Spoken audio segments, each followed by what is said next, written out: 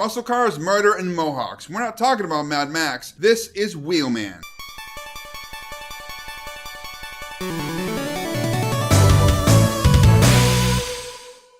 Wheelman is a 2017 action film written and directed by Jeremy Rush. This is actually his first feature film. It stars Frank Grillo as the titular Wheelman. Frank Grillo not only stars in this film, he produced it along with Joe Carnahan. Frank Grillo is one of my favorite actors. He elevates pretty much anything that he is in. Most people know him from The Purge, Anarchy, and Election Year, and from Captain America. The international audience will know him as Big Daddy from Wolf Warrior 2. He's also host of the documentary TV series Fight World on Netflix, but my favorite thing that I've seen him in is a TV show called Kingdom, where he plays the head of an MMA gym. Alongside him in this movie are Caitlin Carmichael, who stars as his daughter, as well as two of my favorite character actors, Garrett Dillahunt and Shea Wiggum. You'll recognize Garrett Dillahunt from The Shield, Terminator, Sarah Connor Chronicles, and most recently, Fear the Walking Dead. You'll recognize Shea Wiggum from Boardwalk Empire and Netflix Death Note. Both of these guys are really good at playing seedy denizens of the underworld. This is an old school action movie. It's really simple, really straightforward. Frank Grillo plays the hard-charging, fast-talking getaway driver with mad skills behind the wheel. He's in bed with the mob because while he was in prison, they helped take care of his family. Because of that, he is in debt to them, so whenever they need a getaway driver, he is the man that they call. So he gets the call to be a getaway driver for a routine bank heist, but things get really twisted, and he's got to act fast to make them right. And that's it. Like I said, it's a fairly simple premise, but were they able to pull it off? One of the very first things that you're going to notice is the entire film is shot from the perspective of the car. That's right, every single shot you see in the film is taken from the perspective of some part of the car, whether it be on the outside or the inside looking out, and you really feel like you're in the car with them. A lot of people are talking about how it's groundbreaking and it's never been done before. There's actually a really cool episode of Supernatural called Baby that takes place from the perspective of Dean's 67 Chevy Impala. So yes, this isn't the first time that someone has used the vehicle as the framing device for all of the shots in the production, but it is done really, really well. But the BMW that he is driving, as badass as it is not the star of the show. Frank Grillo as the Wheelman is definitely the star of the show. His performance keeps your eyes on that screen through the entire film. Whether it be, his very realistic and very natural phone calls to the person who hired him for the job, or his daughter, or his ex-wife. These phone calls that he makes throughout the entire film, they're not just to get you into his character and the characters of those people that he's talking to on the phone.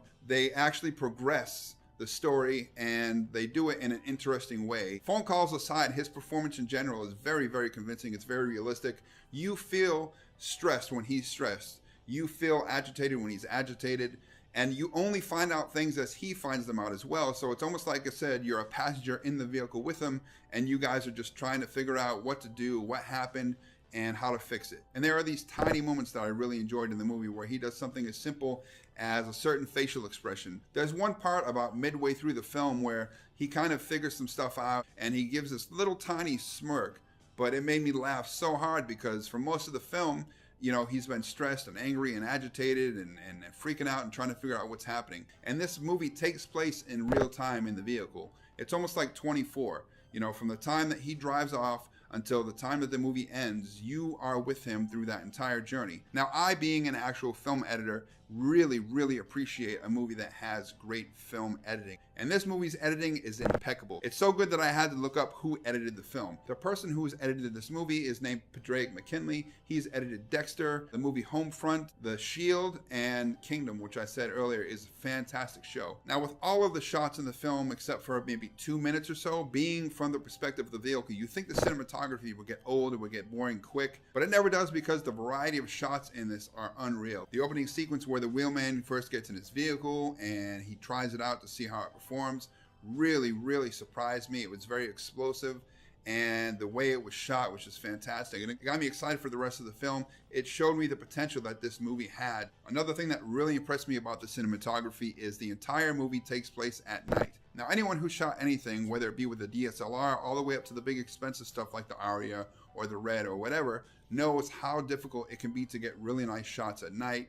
The lighting is a big deal, and the framing and all that kind of stuff. You have to worry about shadows, you have to worry about noise in the footage, and that's why I was pretty impressed with this, because every single shot is very clean, very crisp, and the way that they use lighting for the scenes, whether it be to actually light Frank Grillo, or the lighting of the city itself, whether it be through bokeh or seeing, the lights through rain off of the glass, it's just really, really beautiful. This being an old school action film, they really stuck to their guns, and all of the special effects, all of the crashes and driving and everything are done with practical effects. There is no CGI vehicles or bikes or anything getting crashed. This is all real metal on metal, stuff crunching, stuff exploding.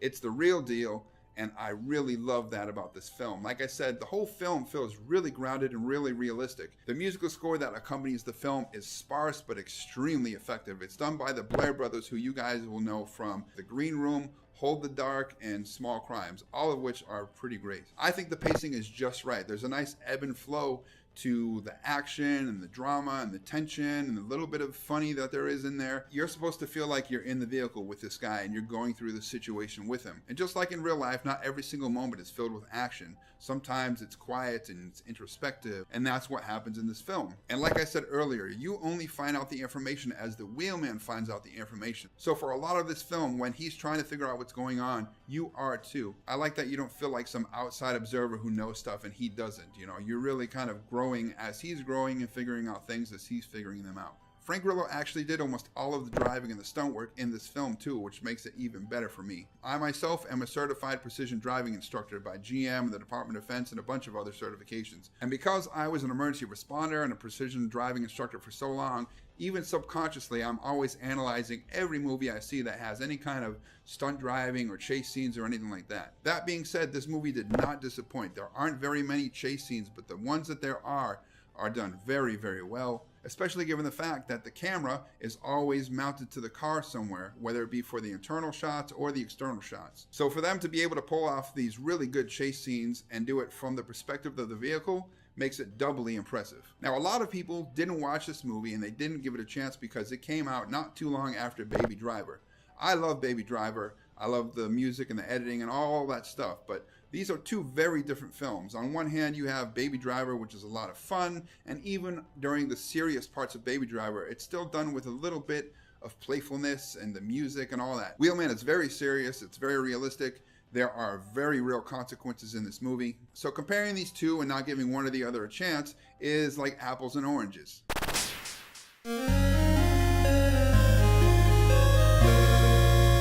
I love Shea Whigham. I think he's amazing. I think he plays a great badass, and he's proven that time and time again in stuff like Boardwalk Empire and Kong Skull Island. So when I saw him, I got pretty excited. I was hoping that he'd be in the movie a good amount, and maybe that him and the Wheelman would kind of work together or maybe go against each other.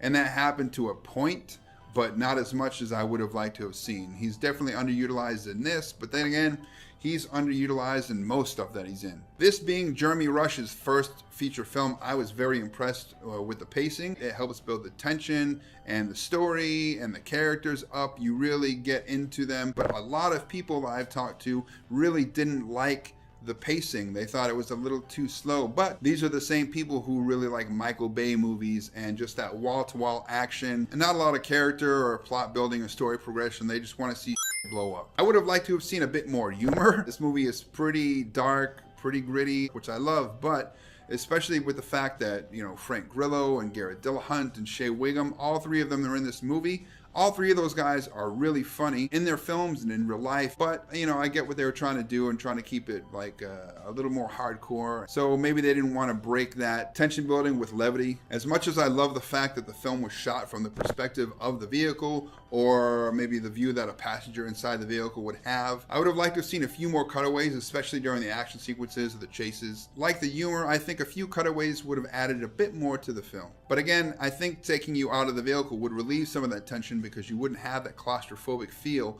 of being inside of the car. Now, Caitlin Carmichael's performance as the wheelman's daughter was actually quite good. A lot of movies, the child actors, the teen actors can really kind of bring it down. She did really well, and I loved the dynamic between her and the wheelman. They really felt like a legit father and daughter, especially the conversations on the phone, and later on when some other stuff happened. I would have liked to have seen that pushed a bit further and maybe seen her get some more screen time. As a father myself, I really bought into into their relationship, which I don't usually do, you know, like World War Z and Skyscraper and all that kind of stuff. You don't really feel that father-son, father-daughter connection, but in this film, you really feel it. I would have liked to have seen a bit more done with the action scenes, maybe make them a little longer, or maybe add another scene or two. But the thing about the action scenes in this movie, whether they're the short or the long ones, is they tend to have a little bit of a tension buildup. They start off with a bang and they end with a bang. So you're never left like, oh, that kind of sucked. You always feel like, oh, that was awesome. And that's kind of how the film itself is. It's only 82 minutes long, and during that runtime,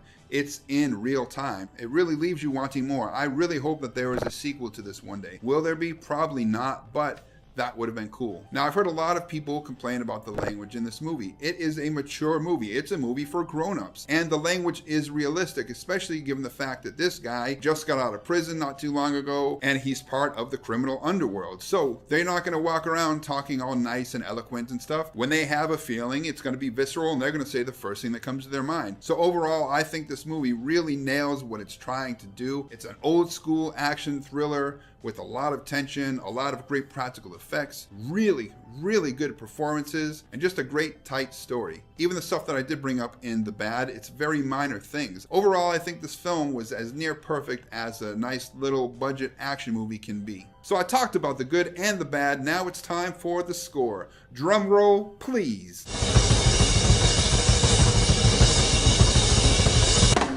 8 out of 10.